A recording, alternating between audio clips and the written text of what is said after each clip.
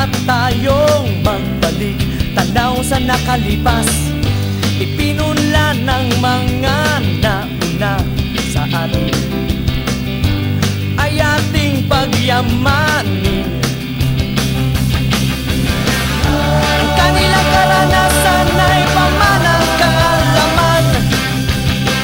Sila'y karapat dapat na tularan. Kabataan tayo na. Sino nga ba ang susulat ng kasaysayan ng ating lahi? Tayo na. Tayo na. Kabataan tayo na. Kabataan tayo na. Suriin natin ang mga pangyayari ng ating panahon. Ang kasalukuy ay puno ng pagsubok. Subalit di na tayo maniligaw, dahil ang kasaysayan ng siyang ating gabay. Kabataan lahat ay ating ibigay. Kabataan tayo na. Kabataan tayo na. Sino nga ba ang susulat ng kasaysayan ng ating lahi? Tayo na. Tayo na. Kabataan tayo na.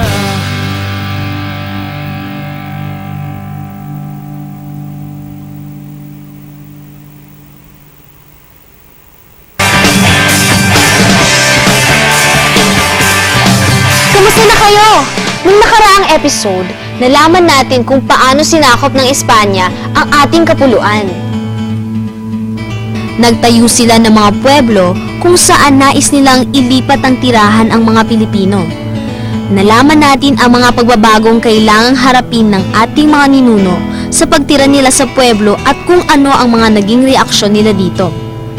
Ngayon naman, alamin natin kung ano ang uri ng pamumuhay sa loob ng pueblo at ano ang mga patakaran ng mga Kastila na sapilitang ipinasunod sa ating mga ninuno.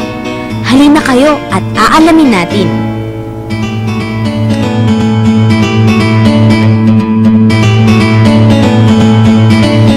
Maraming dahilan ang mga Kastila kung bakit nais nilang ilipat sa mga pueblo ang mga Pilipino.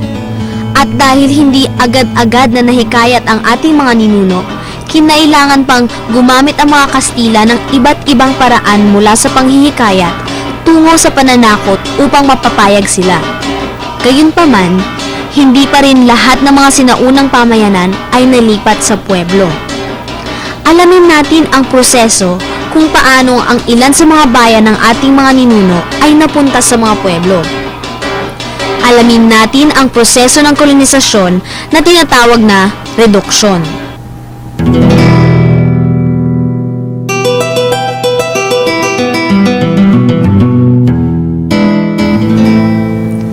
Alam na natin na ang mga sinaunang pamayanan ay binubuo ng mga maliliit na mga barangay. Nang dumating ang mga Kastila, nakita nila na hindi makakatulong sa kanilang layuning kolonisasyon kung mananatili ang ganitong sistema ng paninirahan ng mga Pilipino. Nakita nila na magiging mahirap para sa kanila na magkonsolida ng puwersa at tipunin yung mga Pilipino upang iparamdam yung kapangyarihan ng pamahalaang kolonyal. Kung kaya, ang ginawa nila ay nagpatupad ng isang mekanismo. At ito nga yung tinatawag na reduksyon. Ang reduksyon, ibig sabihin nun ay ang pagsama-sama ng mga kalat-kalat na bahay sa iisang lugar na may kaayusan. Sa paglipat sa iisang lugar o sa pueblo, magiging madali para sa mga Kastila ang iorganisa at kontrolin ang mga Pilipino. Magiging madali rin para sa kanila na ipatupad ang kanilang mga patakaran tulad ng pagsingil ng tributo o buwis. Mga praile ang karaniwang nagsasagawa ng reduksyon. Inakit ng mga tao sa pamamagitan ng pangangako sa kanila ng libreng tahanan, ng pagpaprovide ng mga basic needs, ng mga damit halimbawa. Ginamit din ng mga praile ang mga makukulay na ritual ng simbahan tulad ng misa at pista na pang-akit sa mga tao. Ganun din, merong paggamit na ginawa doon sa mga bata. Ang una nila na inaakit o tinuturuan ng katekismo ay yung mga bata. So pag yung mga bata ay naakit na, ay susunod na yung mga magulang, hanggang sa yung iba pang kamag-anak, iba pang pamilya, ay sumama na rin eventually doon sa reduksyon. Kapag hindi naging matagumpay ang mga ganitong mapayapang paraan, gumagamit na ang mga praile ng puwersa sa tulong ng mga sundalong Kastila. Sasama itong ilang mga grupo na ito sa reduksyon. Ngunit darating yung panahon na nanaisin nila na lumabas o tumakas o tutugisin sila ng mga militar at ibabalik na muli doon sa reduksyon. Ang unang hakbang sa reduksyon ay ang pagtatag ng krus at pagsukat sa lupa. Ang praile at alkalde ang namumuno sa pueblo at sila ang tatawag sa mga katutubo para itayo ang simbahan at mga gusali. Reduksyon ay mula doon sa wikang Espanyol na reducir. Sa wikang Ingles, maaari natin siyang isalin bilang to reduce. Pero hindi lamang ito yung simpleng pagpapakahulugan ng reduksyon. Kasi to reduce, to submit din yan, pagpapa sa ilalim. So, yung pagkilos o yung mekanismo ng reduksyon ay tila ba naging pagpapayapa o pagpapaamo doon sa mga sinuunang Pilipino.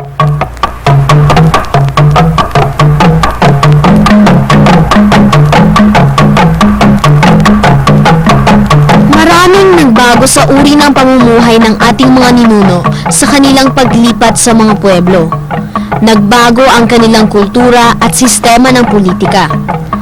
Nag-iba ang lugar na kanilang pinagsasambahan at ang nangangasiwa nito. Nag-iba rin ang pangalan at tungkulin ng mga datu na ginamit ng mga Kastila bilang instrumento ng kolonisasyon.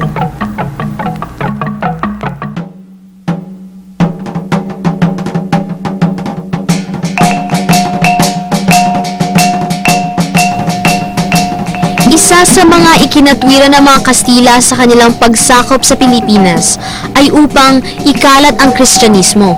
Kaya pagdating nila dito, ito ay agad nilang isinagawa. Pagdating ng mga Kastila, tinakpan nila yung mga simbolo na yan ng ating mga sinaunang paniniwala. Kung saan naglilibing yung mga katutubo nating mga ninuno, doon nila ipinatong yung simbahan. Kasi sanay na yung mga katutubo na doon nagbibigay ng paggalang at saka yung worship. Ang lugar ng pagsasambahan ang unang nagbago sa sinaunang relihiyon. May mas lugar na kailangan diyan ka nagdadasal at yan ang simbahan. So meron physical na pagbabago doon. Sa halip na sa iyo, pupunta ka ngayon diyan sa mga simbahan.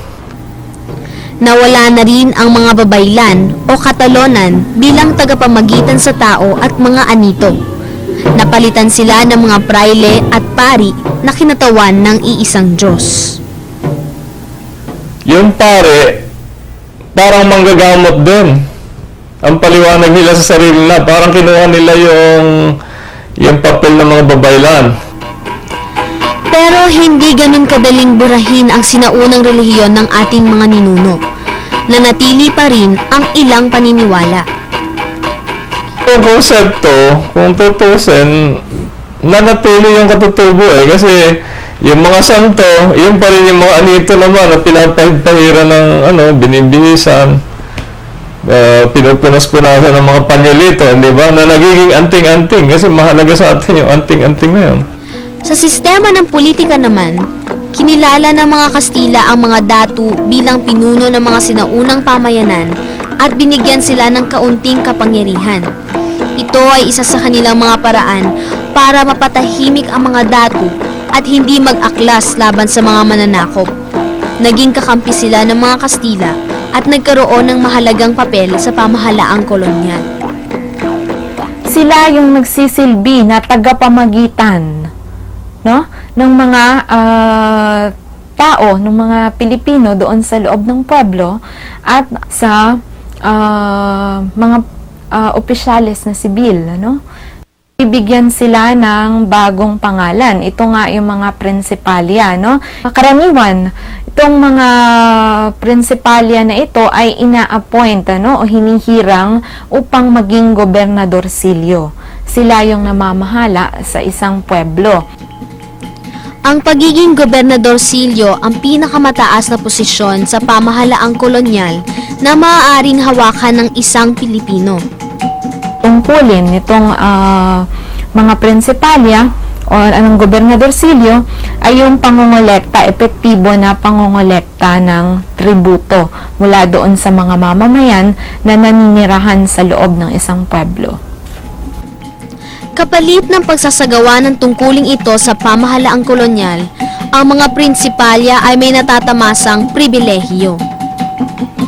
Pamilya ng mga dato, exempted sila o hindi sila nagbabayad ng buwis at hindi rin sila nagtatrabaho ng 40 araw isang taon, yung tinatawag na polo y serbisyo.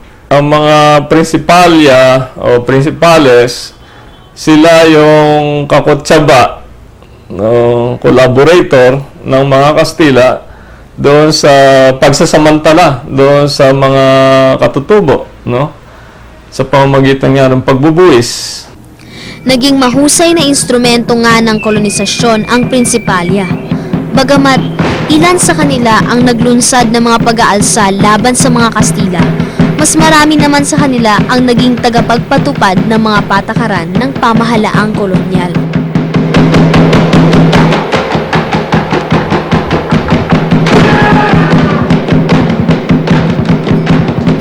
Ang dami palang nagbago sa kabuhayan ng ating mga ninuno. Pumasok ang bagong relihiyon, kultura at sistema ng politika. Nagkaroon din ng mga bagong patakarang pang-ekonomiya na pinatupad ang mga dayuhang mananakop na siyang higit na nakaapekto sa mga sinaunang Pilipino.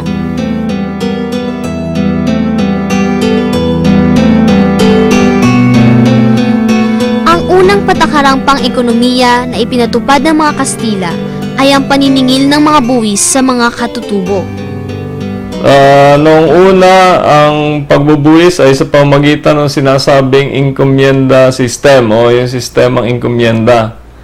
Yung lahat ng mga sundalo, lahat ng mga Kastila na nanakop ay binigyan ng mga teritoryo. Sa loob ng teritoryo na yon, pwede silang humingi ng buwis. Iba't ibang forma ito. Pwedeng itlog, manok, kung ano man yung makukuha nilang inaani ng mga tao doon sa kanilang teritoryo. Yan ang unang sistema ng pagsamantala. Di nagtagal, ay nagkaroon din ng mga estansya, mga bakahan o rancho na may mga produktong karne, gatas, keso, at balat na pawang napupunta sa mga mananakop para ibenta.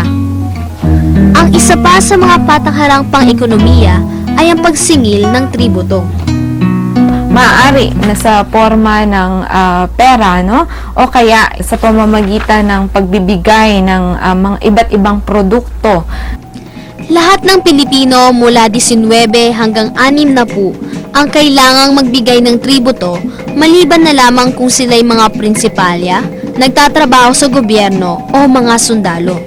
Ito'y nagkakahalaga ng 8 hanggang 12 reales. Yung tributo ay mabigat, no? O naging pasanin dahil sa kalagayan na nung una naman wala ka namang ibinibigay na ganito. May mga opisyalis din ng pamahalaang kolonyal na umabuso sa pangongolekta ng tributo. Humihingi sila sa mga Pilipino ng sobra sa itinakdang halaga at sinasarili ang nalalabi. Sa mga hindi nakakabayad ng tributo, sila'y sinasaktan o kinukulong ng mga sundalong Kastila. Isa rin sa mabigat na patakaran ng mga Kastila ay ang polo y servicios o sapilitang paggawa. Kailangang magbigay ng libreng paglilingkod ang mga Pilipino sa loob ng 40 araw sa isang taon. Pag ikaw ay nandun, wala namang sweldo yan. May rations, may food provisions, no? Pero walang sweldo. Karaniwan saan ba ginagawa, no? Yung o saan dinedevote yung polo e-servisyo? Unang-una, yung paggawa ng mga infrastruktura, daanan ng tren. Ikalawa, paggawa ng mga daan. Ikatlo, yung paggawa ng mga gusali. Sa mga kababaihan, yung paglilingkod sa kumbento. Malaki ang naging epekto ng polo e-servicios sa mga Pilipino. Yung isa, yung hirap at dusa nung pagkatrabaho mismo dun sa pagawaan, tulad sa mga tresuhan. At yung mga tresuhan talagang malagana niya kasi kailangan na gumawa ng gayon. Dahil rin sa hindi naman binabayaran ang mga taong naglilingkod sa polo, wala silang kita sa mga panahong nagsisilbi sila. Hindi naman nila ipoprovide yung family mo doon. Tapos pangatlo, yung dislocation na nagaganap doon sa bayan na inalisan mo.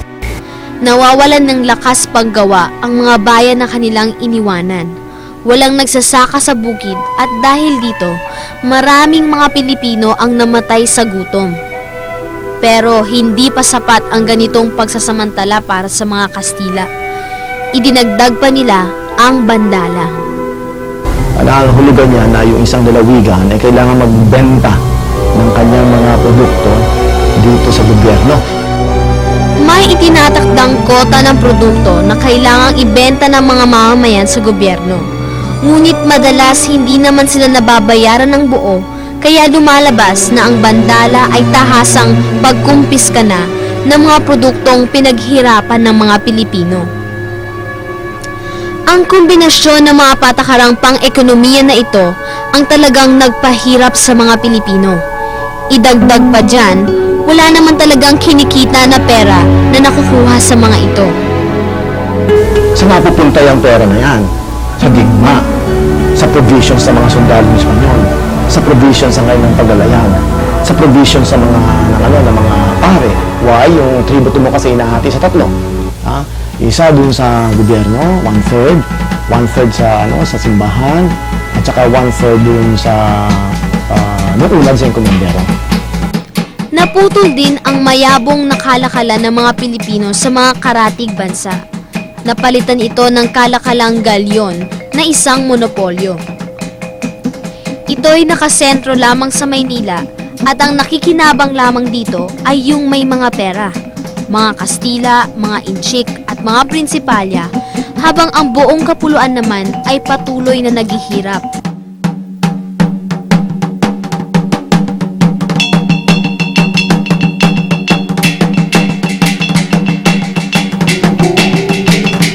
Talaga palang naghirap ang mga Pilipino sa kamay ng mga Kastila.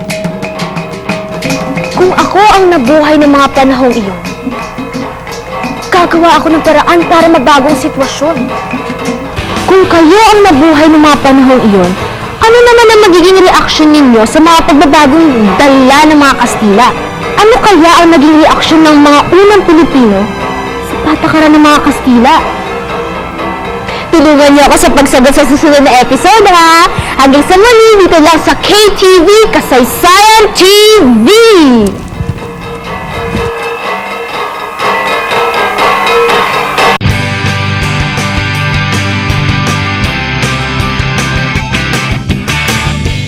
Kabataan tayo na,